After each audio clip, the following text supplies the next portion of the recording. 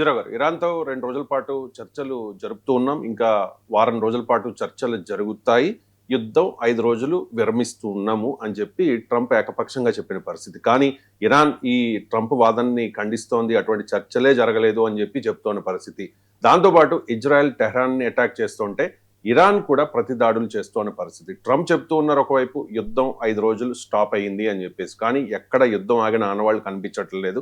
యుద్ధం అయితే కొనసాగుతోంది. మరి యుద్ధం ఆగేది ఎప్పుడు అంటే ఏంటి? ఎస్ అండి. ప్రస్తుతం అయితే యుద్ధం ఆగలేదు. మరి యుద్ధం ఆగుతుందా అంటే ప్రస్తుతం యుద్ధం ఆగే వాతావరణంలో ఈ మిడిల్ ఈస్ట్లో కనిపించడం లేదు.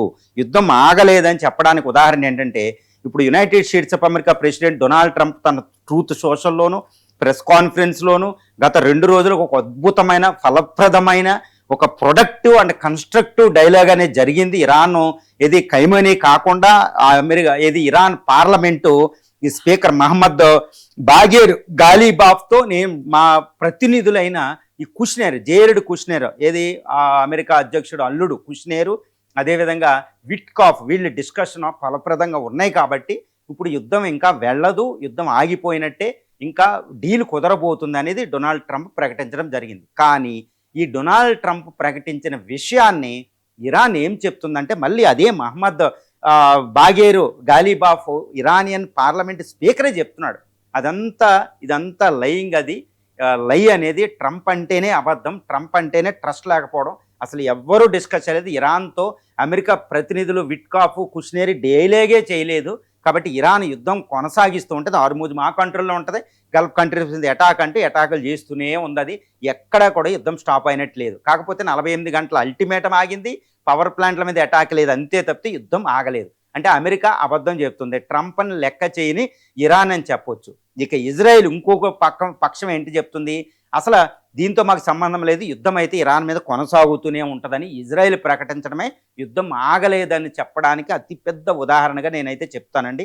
ఇప్పుడు ఇజ్రాయెల్ ఇరాన్లో యుద్ధం చేస్తూనే ఉంటారు. గత జూన్లో జరిగిన 12 రోజుల యుద్ధంలో కూడా అప్పుడు అమెరికా B-2 బాంబర్ల ద్వారా అటాక్ చేసి వెళ్ళిపోయాక కూడా అమెరికా అధ్యక్షుడు చెప్పిన ఇజ్రాయెల్ అటాక్లు ఆపలేదు, ఇరాన్ అటాక్లు ఆపలేదు. చాలా రోజులు యుద్ధం చేసుకున్నాయి. ముఖ్యంగా అమెరికా ఇరాన్ మధ్య జరగలేదు, యుద్ధం అంతా ఇజ్రాయెల్ ఇరాన్ మధ్య జరిగిన. అమెరికా ఒక అటాక్ చేసింది అప్పట్లో, అంతే. ఇజ్రాయెల్ని రక్షిస్తూ ఎయిర్ క్రాఫ్ట్ క్యారియర్ ఉంది, అంతే. అంటే ఇప్పుడు అమెరికా అధ్యక్షుడిని లెక్క చేయని ఇరాన్, తర్వాత అమెరికా అధ్యక్షుడు ట్రంప్ని అసలా లెక్క చేయని ఇజ్రాయెల్. అందువల్ల యుద్ధం ఆగిందని మనం చెప్పలేం. గత 25వ రోజు యుద్ధం అనుకుంటే 24 గంటల్లో కూడా తీవ్రమైన అటాకులు జరుగుతున్నాయి. ఇటు మిసైల్స్, ఇటు డ్రోన్లు. ఇజ్రాయెల్ కూడా అటాక్ చేస్తుంది. అమెరికా దళాలు కూడా ఈ పెద్ద మేజర్ అటాక్ లేదు ట్రంప్ చెప్పినట్టు, కానీ దళాలు కూడా అటాక్ చేస్తున్నాయి. అంటే యాజ్ యూజువల్గా అక్కడ 25వ రోజు కూడా యుద్ధం కొనసాగుతూనే ఉంది అనేది అయితే మనం చెప్పవచ్చు. అసలు యుద్ధం ఎందుకు ఆగదంటే ప్రస్తుతం యుద్ధం ఆగే వాతావరణం అయితే అక్కడ లేదు. ఎందుకంటే ఇక్కడ ఇరాన్ అతిపెద్ద ఎడ్జ్లో ఉందండి, ఒక పై చేయి సాధించుంది. కానీ ఇరాన్ పెట్టిన కండిషన్లు ఇంకా అమెరికా ఒప్పుకోలేదు. కాబట్టి అమెరికా ఏంటంటే అమెరికా అధ్యక్షుడు ఏం చూస్తున్నాడు, ఏదో ఈ ట్రాప్లోంచి బయటకు వచ్చి ఎగ్జిట్ అయిపోయి యుద్ధం నుంచి బయటికి వెళ్ళిపోవాలి బాబోయ్ అన్నట్టు ట్రంప్ పరిస్థితి ఉంది ఇక్కడ. కానీ ఇరాన్ ఎడ్జ్ ఉంది. ఇరాను ఒకప్పుడు యుద్ధానికి ముందు పెట్టిన కండిషన్ ఏంటంటే అణు కార్యక్రమాన్ని నేను చెయ్యను, అంతే. అణు కార్యక్రమం పీస్ఫుల్గా మాత్రం ఉంటుందని ఒక కండిషన్ ఉండేది. ఇప్పుడు ఇరాన్ ఎడ్జ్ ఉంది కాబట్టి ఎక్కువ కండిషన్లు పెట్టింది. యుద్ధానికి నష్టపరిహారం $500 బిలియన్ ఇవ్వండి, అర్మూజ్ స్ట్రైట్లోకి మీకు ఎప్పుడు కప్పం కట్టాలి, మీరు అర్మూజ్ స్ట్రైట్ నా కంట్రోల్లో ఉంటుంది. తర్వాత ఇంకోటి ఏంటంటే అతిపెద్ద కండిషన్, ఇప్పుడు మా అణు కార్యక్రమం ఉంటుంది పీస్ఫుల్గా, కేవలం అణుబాంబులు అయితే తయారు చేయమనేది అతిపెద్ద కండిషన్ జరిగింది. ఇంకొక పెద్ద కండిషన్ ఏంటంటే ఇక భవిష్యత్తులో కూడా ఇజ్రాయెల్ అమెరికాలు ఇరాన్ మీద అటాక్ చెయ్యము అనే ఫుల్ఫిల్ చేయాలి, లీగల్గా మాకు హామీ ఇవ్వాలి. తర్వాత దీంతో పాటు ఇప్పటి వరకు ఇరాన్ మీద విధించిన అన్ని ఆర్థిక ఆంక్షల్ని రిలీఫ్ ఇవ్వాలి అనే పెద్ద కండిషన్లు పెట్టింది. ఈ కండిషన్లు ఫుల్ఫిల్ అవ్వకుండా అమెరికా అధ్యక్షుడు తప్పించుకోలేడు, అక్కడ యుద్ధం ఆపలేడు. కాబట్టి ఇరాన్ అటాక్ చేస్తూనే ఉంటుంది. కానీ మరి అమెరికా ఈ కండిషన్స్కి ఒప్పుకుంటుందంటే గల్ఫ్ దేశాలన్నీ కూడా అమెరికా మీద ఎంత ప్రెజర్ తెచ్చినా గ్లోబల్ మేజర్ ప్లేయర్స్ అన్నీ అమెరికా వీటిని ఒప్పుకుంటే అమెరికా దారుణమైన అవమానం అండి ట్రంప్కి. కాబట్టి అమెరికా ఏంటంటే యుద్ధాన్ని నుంచి వెళ్ళాలనుకుంటుంది ఓడిపోయినా, కానీ ఇరాన్ కండిషన్స్కి యాక్సెప్ట్ చేసే పరిస్థితి లేదు. కాబట్టి యుద్ధం ఇప్పుడు ఆగదు. ఎంతమంది మీడియేటర్లు చేసినా అమెరికా ఈ కండిషన్స్కి ఒప్పుకోదు. ముఖ్యంగా ఇరాన్ మీద మేము అటాక్ చేయము అనే లీగల్ అగ్రిమెంట్ ఇటు ఇజ్రాయెల్ అమెరికా కలిసి ఇచ్చే పరిస్థితి ఎక్కడా లేదు నష్టపరిహారం తర్వాత. తర్వాత అణు కార్యక్రమం మొత్తం ఆపాలంటది. అణు కార్యక్రమాన్ని మేము చేసుకోవడం అని అమెరికా అంగీకరించడం అంటే ఇజ్రాయెల్ అంగీకరించడం అసంభవం. కాబట్టి యుద్ధం నుంచి బయటికి వెళ్ళిపోతారు కానీ యుద్ధం విరమణ అనేది ఇరాన్ ఒప్పుకోదు. కాబట్టి ఇరాన్ ఏంటంటే ఈ గల్ఫ్ కంట్రీస్ మీద అమెరికా ఎయిర్ బేస్ల మీద వీటి మీద అటాక్ చేస్తూనే ఉంటుంది. మొత్తం అక్కడ అమెరికాని అక్కడ తరిమేయడమే అది లక్ష్యంగా పెట్టుకుని అంత శక్తివంతంగా తయారై ఉంది ఇప్పుడు. కాబట్టి యుద్ధంలో డిసైసివ్ అని ఇరాన్కి వచ్చిన చరిత్రలో. కాబట్టి అమెరికాని ఊరికే పోనిచ్చడం ఒప్పుకోరండి. కాబట్టి యుద్ధం ఆగదు. ఇజ్రాయెల్ కూడా ఇరాన్ మీద అటాక్ చేస్తూనే ఉంటుంది. అణు రియాక్టర్ల మీద ఇజ్రాయెల్ మీద ఇరాన్ యుద్ధం చేస్తూనే ఉంటుంది. ఇప్పుడు Israel prime minister Benjamin Netanyahu అసలు ట్రంప్ మాట అప్పుడే వినలేదు 12 రోజుల యుద్ధంలో. కాబట్టి బక్క చిక్కిపోయిన ఇరాన్ మీద ఏది ఇజ్రాయలీ ప్రైమ్ మినిస్టర్ అటాక్ చేసినంత కాలమే ఆయన పోస్టు పదవి, లేకపోతే ఆయన కోalition గవర్నమెంట్ దిగిపోవాలి.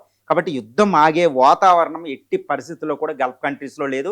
ఇంకొక అసలైన విషయం ఏంటంటే ఈవెన్ రష్యా చైనాలు కూడా ఇరాన్కి ఇంత హామీ ఇచ్చేంత వరకు, ఇరాన్ విన్ని అమెరికా ఒప్పుకునేంత వరకే ఇరాన్తో యుద్ధం చేపిస్తూనే ఉంటాయి వెనకాల కూర్చుని. ఎందుకంటే అమెరికాని అక్కడ ట్రాప్ అయి ఉంది. అమెరికాకి ఘోరమైన ఆ ప్రాంతం నుంచి అమెరికా ఖాళీ చేయాలి సైనిక స్థావరాలతో. అది రష్యా చైనా కోరుకునేవి. కాబట్టి ఇరాన్తో యుద్ధం చేపిస్తూనే ఉంటాయి అన్నమాట. అది అసలైన విషయం. హర్మూజ్ స్ట్రైట్ ప్రెజర్ ఇప్పుడు ఇరాన్ మీద రావచ్చు. అమెరికా ఏమనుకుంటుందంటే హర్మూజ్ స్ట్రైట్ క్లోజ్ చేసింది కాబట్టి నేను యుద్ధ విరమణ చేస్తే ఇక హర్మూజ్ స్ట్రైట్ ఇరాన్ ఓపెన్ చేయాలి, ఇరాన్ మీద గ్లోబల్గా ఒత్తిడి వస్తుందని. కానీ ఇరాన్ ఆల్రెడీ ఒక దౌత్యమైన అద్భుతమైన స్టెప్ వేసింది. ఏంటి? అమెరికా సపోర్టుదారులకు మినహాయిస్తే, ఏది ఇజ్రాయెల్ మినహాయిస్తే మిగిలిన అన్ని దేశాలకి హర్మూజ్ స్ట్రైట్ ఓపెన్ చేసింది. కాబట్టి ఒత్తిడి ఇప్పుడు ఇరాన్ మీద ఉండదు, మళ్ళీ అమెరికా మీదే ఉంటుంది. అమెరికాకి అవమానం కూడా. కాబట్టి ఒక రకంగా చెప్పాలంటే ఇరాను అదే చెప్తున్నా, ఈ ముందు అసలు ఈ యుద్ధమే అమెరికా చేయకూడదు. అన్ప్రిపేర్డ్గా యుద్ధం చేసింది. గ్లోబల్ మిలిటరీ పవర్ అయినప్పటికీ వ్యూహం లేకుండా చేసింది. ఇరాన్ వ్యూహంతో చేసింది. ఆ వ్యూహంలో భాగం ఏంటంటే దీర్ఘకాలిక యుద్ధం చేయడం. కాబట్టి ఇరాన్ యుద్ధం ఆపదు. ఇటు ఇజ్రాయెల్ యుద్ధం ఆపుదామన్నా ఇజ్రాయెల్కి ఆ వీలు ఇరాన్ ఇవ్వదు. కానీ గల్ఫ్ కంట్రీస్లు కూడా ఏమీ చేయలేని పరిస్థితి వచ్చింది. ఇప్పటికే Iran hero of the Islamic world అయ్యింది. కాబట్టి ఇరాన్ యుద్ధం ఆపదు. కాబట్టి అమెరికా ఒప్పుకునేంత వరకు ఈ యుద్ధం ప్రస్తుతం ఆగేది లేదు. మరి యుద్ధం ఆగాలంటే ఒకటి ఉందండి. అదేంటంటే ఇరాన్ ఇప్పుడు అమెరికా ప్రెసిడెంట్ డైలాగ్స్ కూర్చుని ఇరాన్ అణు కార్యక్రమాన్ని పీస్ఫుల్గా ఒప్పుకోవాలి. తర్వాత ఇరాన్ మీద మళ్ళీ అటాక్ చెయ్యము కానీ ఇరాన్లో ప్రభుత్వాన్ని సంస్కరణ చేయాలని ఏదైనా పెట్టవచ్చు. ఇరాన్ కూడా సిద్ధంగానే ఉంది. కానీ ఇరాన్లో ఇస్లామిక్ ప్రభుత్వం మార్పిడి అనేది ఇరాన్ ఒప్పుకోదు. కాబట్టి అమెరికా 2 కండిషన్ తప్పనిసరిగా ఒప్పుకోవాలి. మళ్ళీ మేము అటాక్ చెయ్యము అనేది చెప్పాలి. అక్కడ ఉన్న ఆర్థిక ఆంక్షలను తొలగించాలి. ఈ 2 చేయగలిగితేనే, అమెరికా చేయగలిగితేనే ఇరాన్ యుద్ధ విరమణకు ఒప్పుకుంటుంది. లేదా అక్కడ అమెరికా బేస్లని అటాక్ చేస్తూనే ఉంటుంది. ఇరాన్ దీర్ఘకాలిక యుద్ధం జరుగుతూనే ఉంటుంది. కాబట్టి ఈ 2 కండిషన్లు అమెరికా చేసేంతవరకు యుద్ధ విరమణ అక్కడ జరగదు.